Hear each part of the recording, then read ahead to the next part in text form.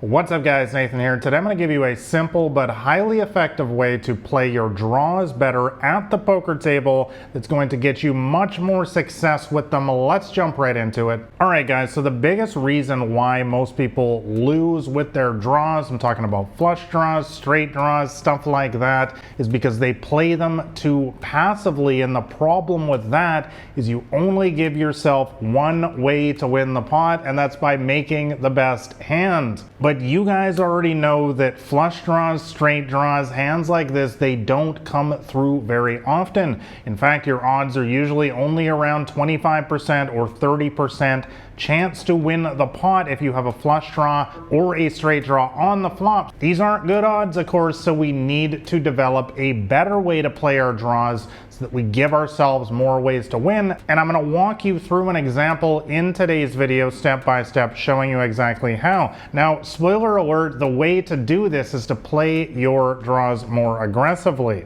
So let's jump into the example here. You are dealt 10-9 of hearts in the big blind, and a lag loose and aggressive player raises to $10 from the button, and you decide to just call. You know, typical play, low stakes, $1, $2 kind of cash game. We could definitely mix in some 3-bets, re-raises in a situation like this, but I think that just calling and capping the betting right now and going to a flop and outplaying this player is definitely a reasonable way to play this hand as well. So let's go see the flop. So the flop comes down pretty favorable for us with a jack of hearts, 7 of spades, and 5 of hearts. So what should we be doing in a spot like this? Well, I do like checking my range the vast majority of the time when I'm out of position. This doesn't mean I'm just going to be check calling. We're going to be check raising sometimes. We'll also be check folding sometimes as well, but not on this flop here. We decide to go ahead and check here. Leg makes his standard continuation bet here, as we expect an aggressive player to do the vast majority of the time. Now, what should we be doing in a situation like this? Well, I think the mistake that a lot of players make here is just calling,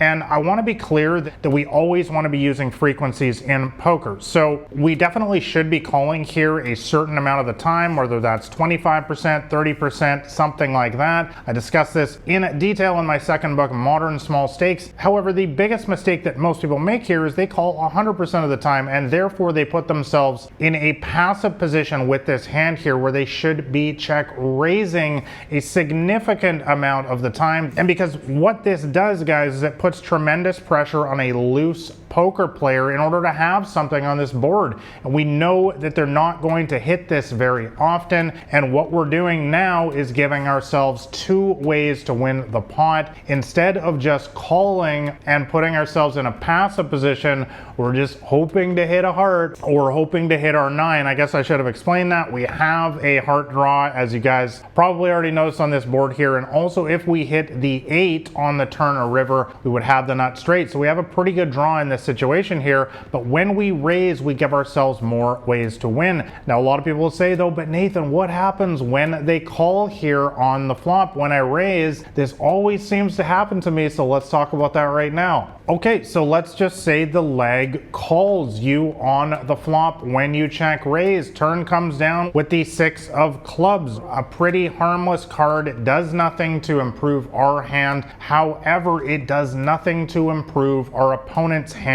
either. Remember, when players raise before the flop in poker, they're mostly representing big cards, broadways in particular. Those are cards that are 10 and above. So those are the cards that are going to hit this player's range most clearly, and a 6 of clubs is certainly not one of those cards. So what should we be doing here? Well, I think we should be betting out here. I do not like going for a double check raise here. I think that is clearly overplaying our hand, and it just looks really weird to our opponent here. So I like just making a big bet in this spot, showing this player that we mean business and forcing them to have a hand. Guys, remember that we have many outs here still remaining on the river in order to make the best hand. Sometimes you just need to lay the hammer down and make them a believer in situations like this, and sometimes we will even empty the clip on the river depending on which cards fall. I have an entire video in my brand new Elite Poker Training University talking about triple barrel bluffing on the river. You can check that out in the description below. 17 hours of advanced poker training. But guys, I hope this simple little video, this simple little tip to play your draws better, helps you out at the poker table.